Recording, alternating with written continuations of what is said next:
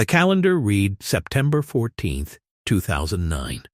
A Monday afternoon in Fresno, California, on Blackstone Avenue, 4 blocks from a bus depot and half a block from a taqueria that had been open since 1977. A pawn shop called Valley Trade and Loan had a guitar sitting in the window on a scratched wire stand. The price tag said $20. A handwritten note beneath it said, "Final offer, as is." And a man named Hector Villanueva, 63 years old, was standing at the counter trying very hard to breathe, without letting anyone see how difficult that was. He had just been told the guitar was not worth what he had hoped. He was about to be told it was worth even less, and the man in the mustard-yellow linen shirt at the far end of the shop had not looked up yet from the old mandolin he was turning over in his hands. The shop smelled of mineral oil and old carpet, the kind of smell that meant nothing dramatic had ever happened there, which was mostly a good thing and occasionally not. A ceiling fan turned slow overhead, pushing warm September air in a circle. Along the left wall, power tools and small appliances sat on metal shelving. Along the right, locked glass cases held watches and jewelry, and 2 cameras and a row of folding knives. In the center, a cluster of guitars on pegboard hooks, mostly acoustic, mostly entry-level, one with a broken tuning peg that someone had replaced with a different color. The window display held the $20 guitar, a 1959 Harmony Rocket, semi-hollow body, sunburst finish that had aged from orange gold to something closer to rust and shadow. The neck had a hairline crack near the 3rd fret, repaired with old glue and not much else. The tuning machines were mismatched, 2 chrome and 3 nickel, and one that was clearly from a different era entirely. To someone who didn't know what they were looking at, it was junk. To someone who did, it was something else entirely. The man behind the counter was named Paul Grieger. Mid-40s, reading glasses pushed up on his forehead, a shop polo with a name tag that said manager in italics. He had owned Valley Trade and Loan for 11 years. He knew guitars well enough to know which ones moved and which one sat. This one had sat for 6 weeks. Carlos Santana had a sound check at the Save Mart Center the following evening. He had arrived in Fresno a day early, because he almost always did. A city told you things if you walked it slowly enough, and nobody knew who you was. He had come out of the hotel on Fulton Street at noon with no plan except south, and south had brought him here, where the window stopped him. He pushed the door open. The bell above the door made its small sound. Nobody looked up. The woman at the jewelry case was writing in a ledger. Paul Grieger was entering something into a computer behind the counter. A man at the far end near the guitars, that was Hector, though Carlos did not know his name yet, had his back to the door. Carlos moved to the window display. He looked at the Harmony from the outside for a moment, then came around to see it from the inside. He stood with his hands in his pockets and looked at it. His flat black hat was pulled low, silver bracelets on both wrists. The turquoise ring on his left hand caught the afternoon light through the window glass. He looked, in every way, like a man with somewhere else to be who had stopped because something would not let him keep walking. Nobody paid him any attention. Just another man in a hat, browsing. Hector Villanueva had driven 40 minutes from his house in Selma to get here. His nephew had told him about Valley Trade, said they gave fair prices, said they were good people. His nephew had been trying to make him feel better about having to do this at all. He had carried the guitar in its original case, cracked black vinyl, the latches replaced twice, and set it on the counter and explained what it was and watched Paul Grieger look at it the way a doctor looks at an X-ray when he already knows what the X-ray shows. Paul had offered $30. Hector had said he was hoping for more. Paul had said the crack in the neck and the mixed tuning hardware and the scratched pickguard made it a display item at best. He had said 20 was more honest. He had said, and this was the part that stayed with Hector afterward, we can call 20 the final offer so there are no more trips. No more trips. As if the trip itself had been an imposition. As if the drive and the carrying and the explaining and the hoping had been a nuisance in Paul Grieger's Tuesday that was now, mercifully, concluded. Hector had not said anything after that. He was not a man who said things when he didn't know what to say. He had learned that from his father, who had learned it from working 30 years in the fields outside Visalia. That some conversations end before they should, and the dignified thing is to know when that has happened. He was looking at the guitar in the window, where Paul had already moved it before the conversation was technically over. $20. Final offer. The guitar had been his mother's. That was the fact that sat heaviest in his chest on the drive up, and heavier still now. She had bought it in 1961 from a music shop in Fresno that no longer existed. Paid for it over 4 months at $5 a month. She had wanted to play. She had taken lessons for 1 year from a woman in her church who also gave piano lessons and charged the same for both. She had practiced in the evenings after the dishes were done, running through chord changes at the kitchen table while Hector and his 2 brothers did homework. She had played at church a few times. Then his father's back gave out, and the second job she took left no evenings for practicing, and the guitar moved to the closet, and then to the garage, and then to a shelf in the shed where it sat for 40 years inside its cracked black case. She had died in March. The house was sold in August. Hector had taken a few things. He had no room for all of them. He had driven 40 minutes to sell the guitar because the alternative was leaving it with strangers at an estate sale, and that felt worse than selling it felt. He had thought it might be worth something. He had looked online and seen similar models listed for more. But online listings are not offers. And $20, Paul Grieger had said, was the final one. Carlos had moved to the guitar. He reached toward it, then stopped. He caught the eye of the woman at the jewelry case. She gestured that it was fine. He lifted the harmony from the wire stand with both hands. Hector watched from across the shop. Carlos turned the guitar over. He looked at the back, where the finish was intact, where nobody had ever worn it down because after the first year it had sat in a closet and then a shed. He looked at the neck joint. He pressed the hairline crack gently with his thumb. He ran his left hand up the neck, fingers finding the frets by memory without looking. He looked at the headstock. Harmony. The chrome tuning key still had its original button. He moved it with his finger. Smooth. Everything worn smooth by decades in a case. Protected from light and humidity changes the way only neglect can protect something. He looked up and saw Hector watching him. Yours? Carlos said. Hector looked at the price tag still taped to the body. Was, he said. Carlos nodded once. Slowly. He looked back at the guitar. Your mother's, he said. Not a question. Hector's jaw tightened. How did you know that? Carlos ran his thumb along the edge of the pickguard, where the scratch happened not from playing, but from being set down quickly, repeatedly, by someone who was always on her way to something else. The wear pattern. She played sitting down, kitchen table, right-handed. She kept it close to the edge because she had things to do after. He looked at Hector. She played for someone else's benefit, not her own. Hector pressed his lips together and didn't say anything. I want to stop here for a moment and ask you something. Was there ever something of your mother's, or your father's, or someone who shaped you, that you had to let go of before you were ready? Tell me in the comments. I read everything down there. Paul Grieger had come around the counter. He recognized something was happening, though he could not have named what. You interested in the harmony? He asked Carlos. $20, as is, non-negotiable. Carlos looked at him. You know what this is? Semi-hollow, late 50s, probably 59 based on the tailpiece. Neck damage. Hardware's mixed. It's a display piece. He said it the way someone says a thing they have said many times. It's a Harmony Rocket H53, Carlos said. Rosewood fretboard, Darman gold foil pickup. The neck crack is on the surface, not into the truss rod cavity. The hardware is mixed because someone replaced the originals slowly, over years, tuner by tuner, as they had the money.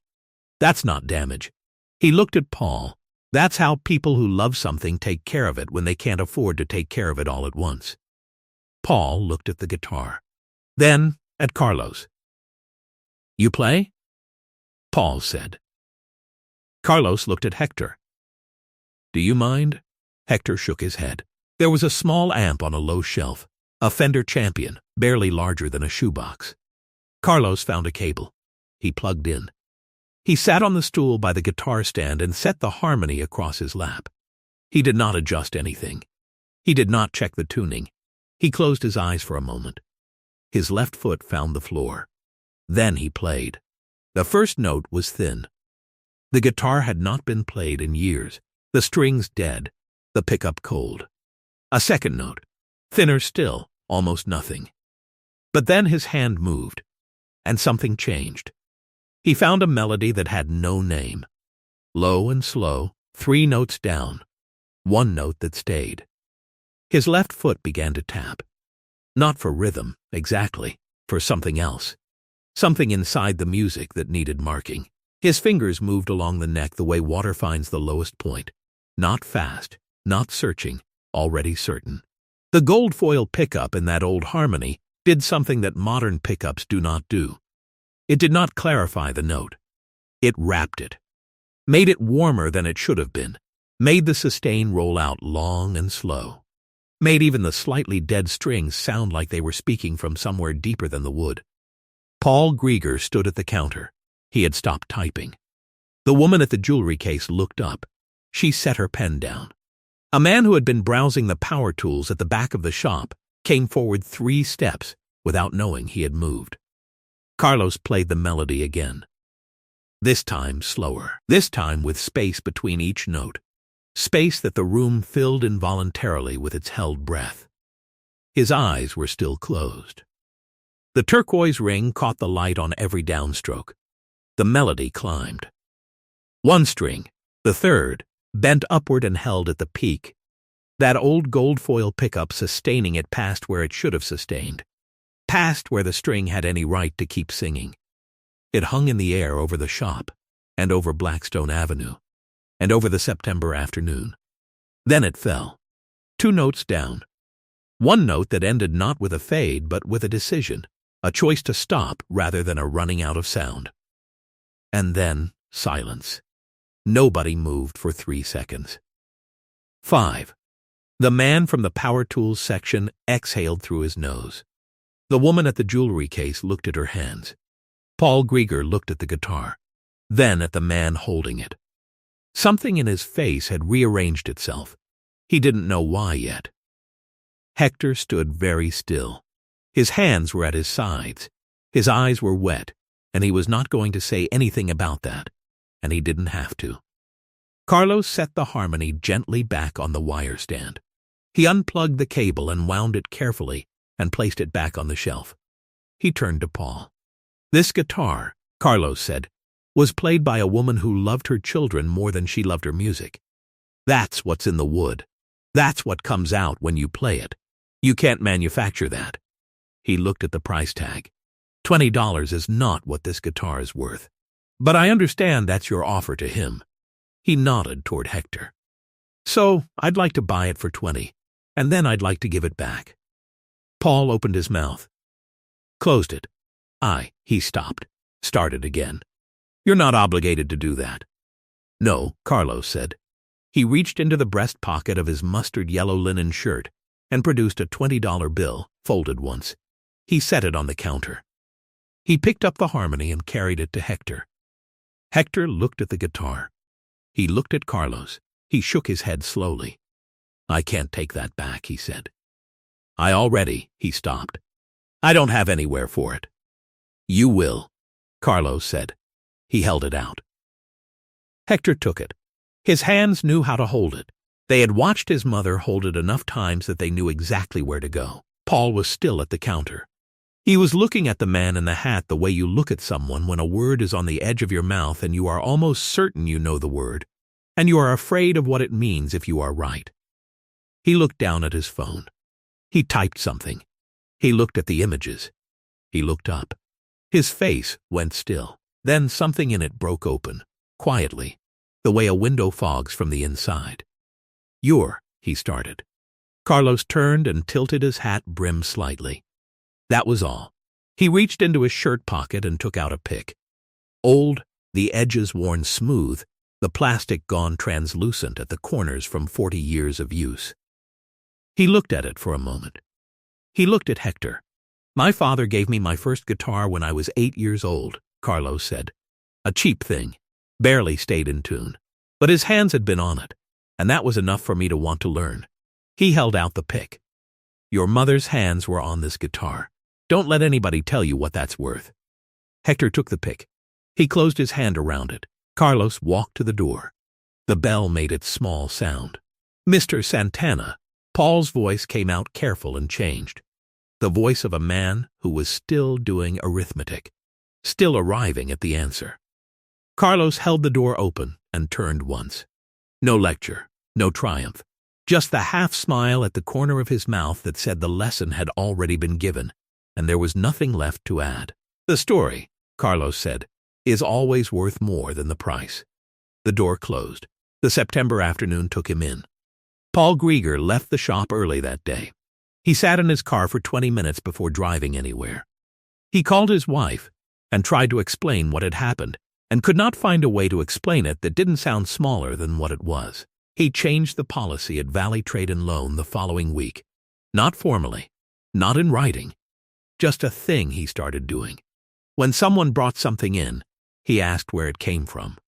Not because it changed the offer, it often didn't, but because a person who came in needing money was still a person with a history, and that history deserved 30 seconds of attention. It didn't make him rich. It didn't go viral. 3 of his regular customers noticed something different about him and couldn't say what it was. He retired the wire stand in the window and put a better display case there. He never put a final offer tag on anything again. Hector drove back to Selma with the guitar in the back seat. In its cracked black case, the latches caught. He drove the 40 minutes without the radio. He had no room for it. That was still true. He put it in the corner of his bedroom behind the door. That was different from a shed. For 2 weeks he did not open the case. He walked past it in the mornings and the evenings and every time he came and went from the room. The 3rd week, he opened it. He sat on the edge of the bed with the harmony on his lap, and his mother's old chord shape still in his hands from watching her. He played a G chord, then a C, then a G again. The strings were still dead, still the same strings from whenever someone had last changed them, which might have been 1989. It didn't matter. He played for 20 minutes.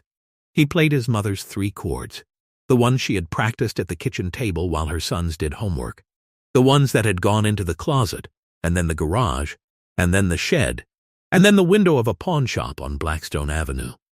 He played them back out. He did not learn who Carlos Santana was until his granddaughter came to visit in November and saw the guitar and asked about the pick, and he told her the story, and she looked at him with her phone in her hand and her eyes wide and said, "Abuelo." He looked at the screen. He looked at the pick. He went to the bedroom and picked up the harmony and played the 3 chords again. His granddaughter sat on the floor and listened. She started lessons the following January. Her teacher said she had good instincts, that her hands already seemed to know where they were going. She did not tell him why. She plays still. There are things we are given that we almost give away, and sometimes the only reason we don't is that someone who had nothing to prove decided to stop and listen. On this channel, we make videos to pass on the beautiful things that have flowed through Carlos Santana's heart to future generations. You can support us by subscribing to our channel and liking our videos. Every one of you makes this possible. Let's close with something Carlos Santana once said. "My role in life is to give love, light, and hope to people who feel like they're going through some kind of darkness.